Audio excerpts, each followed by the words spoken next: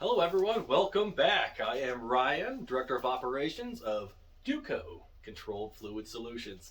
Today I am going to show you how to change the roller assembly for a Quick Pro version, which is the standard version nowadays, of a Stenner Classic Series pump. The main reasons you would have to replace a roller assembly would be if they doesn't expand properly, see how it expands and closes, or if the rollers themselves, with some plenty of time and wear, they just stop spinning as well.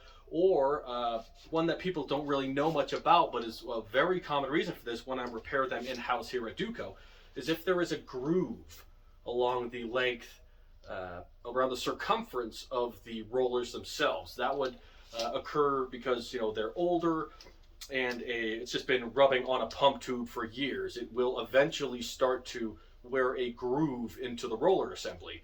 That would not allow the positive displacement to properly push the pump tube against the inner wall of the pump housing, which would not create an environment indicative of suction and discharge for this pump itself. So the part number for the Quick Pro roller assembly, the Quick Pro is the standard roller assembly for all Stenner Classic Series pumps as of 6 or 7 years ago or so.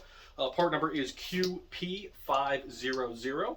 You can get a -4, which is a 4-pack, or a -1, which is just a single one here.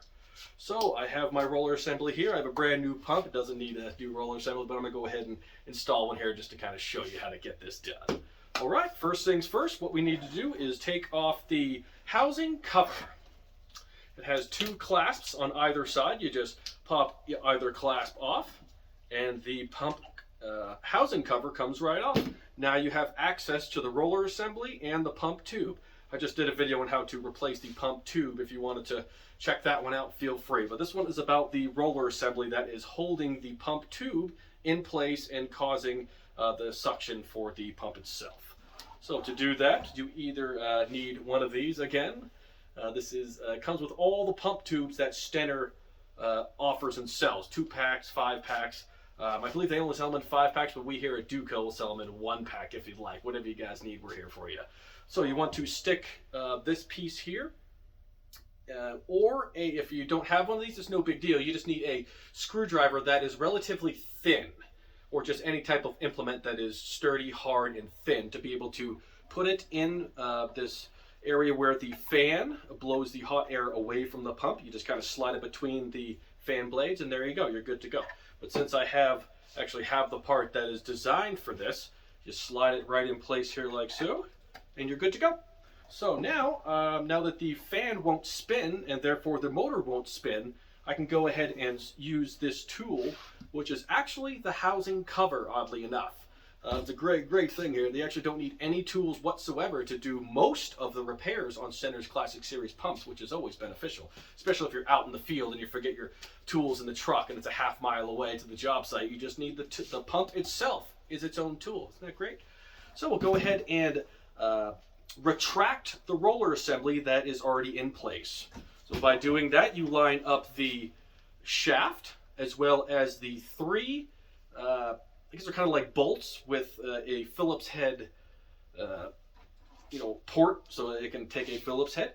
But the housing itself has a hole for the shaft and a triangular pattern of 3 holes that will accept the Phillips head bolts I just mentioned. So you just put it in, you line it all up so it has a grip on all of them, and you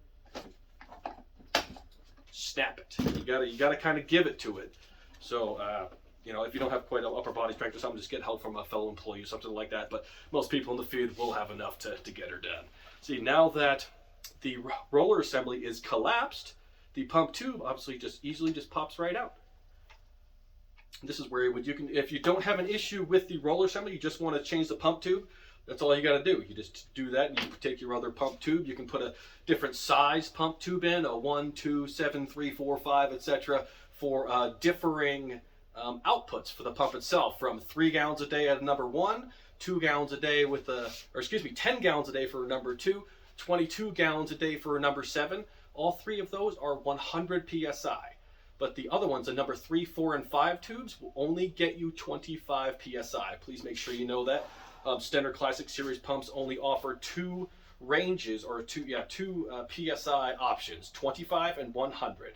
There is nothing else at the moment. They are in R&D to get something at least 125 psi or so, but as of right now, 1, 2, and 7 is for 100 psi. 3, 4, and 5, the pump tubes, are for 25 psi.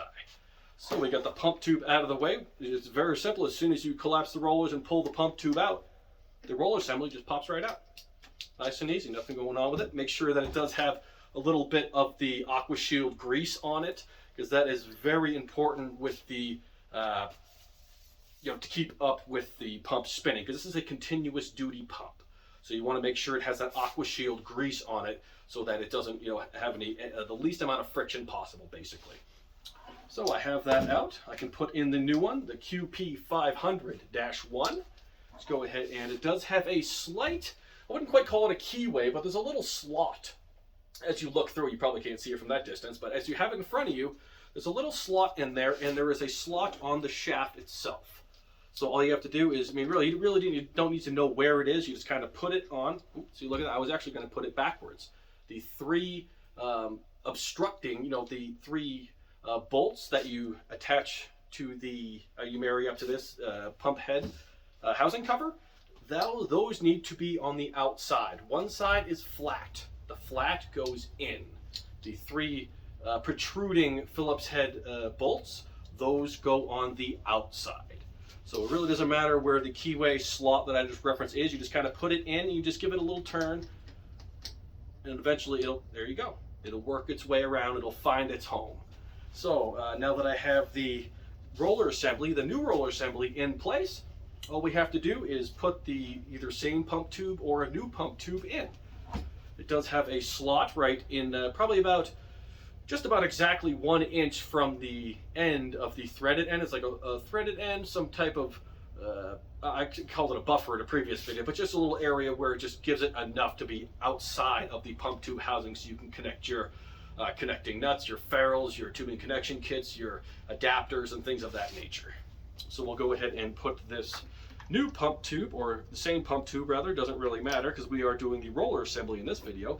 You just work it around and you got it in place. Easy enough, right? See the two clasps that hold the housing head cover in place are just sitting there like so. So I still have the thing obstructing the fan from spinning and therefore allowing the motor to spin. You just leave that in place the entire time during this repair.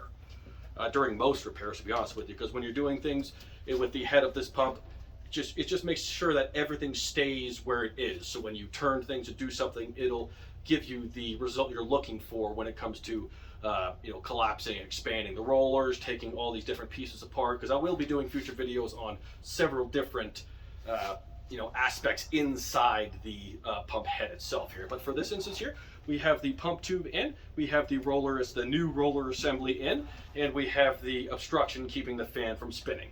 Now we just marry up those holes again on the pump head cover here with the three Phillips head bolts, and as well as one in the shaft, which is in the center of the pump head housing cover. All right, so once we get those lined up like this, you just give it to her nice and hard. Snap. If you don't hear it snap, you most likely have a problem. I did mention this in my previous video when changing the pump tube, but you absolutely need to have a teardrop formation on the pump tube. It needs to be visible. So when you have a pump running, you don't even need to stop it or turn it off. You just look at it as the roller assembly is pushing the pump tube into the inner portion of the housing cover, or just basically the whole head housing. It will be spinning, and you'll be able to see an indentation along the pump tube. You need. It's not just something you want to see. You know that it's perfect, right? It is required. You have to have a teardrop looking formation on the pump tube itself as it is pressed against the inner portion of the pump housing. So now that that is expanded, everything's looking good to go. It's nice and tight. I heard it snap. I can tell the roller assembly is expanded, and I do see a teardrop right here on the side. I don't have it plugged in right now, so I can't actually show you it running, but I'm seeing that this is looking good to go. The pump housing cover. See how the pump tube is facing this way? This is how it goes, just right back on top. It's pretty self-explanatory, but an easier way that I've found is to slide the tube portions that have, where the pump tube goes, just slide those in first, and then once you feel those slide into place, the rest of it just kind of falls right into place. So the housing head cover is back on. We will snap the Quick Pro head clasps back onto here, 1 and 2, and now we have a brand new roller assembly, nice and straight. A brand new roller assembly within this Classic Series pump. There we go. Sometimes the head, it will, when you're trying to lock and unlock the roller assembly, it has happened to myself previously several times as well. This will actually turn and shift, as well as the whole entire head that has the speed dial on it. That can also shift. Because you can take this off, and there's like 20 or so parts you can take off with a simple Phillips head screwdriver or no tools at all. You can pretty much completely break down and repair every portion of this liquid end with either a single Phillips head or no tools at all. That's one of the reasons why we here at Duco really prefer Stenner, especially with our peristaltic line. So it looks like we are good to go. We have a brand new roller assembly installed, same pump tube, everything's good to go, nice, tight, locked up. Our arrow is directly in the middle, which is what you want. Actually, not just what you want, it's what you need. Now we can go ahead and either pull out our screwdriver or our device that Stenner provides with their pump tubes to just keep the fan and motor still while you are expanding, contracting the rollers, and you have a brand new roller assembly ready to go, pumps ready to be put back in line.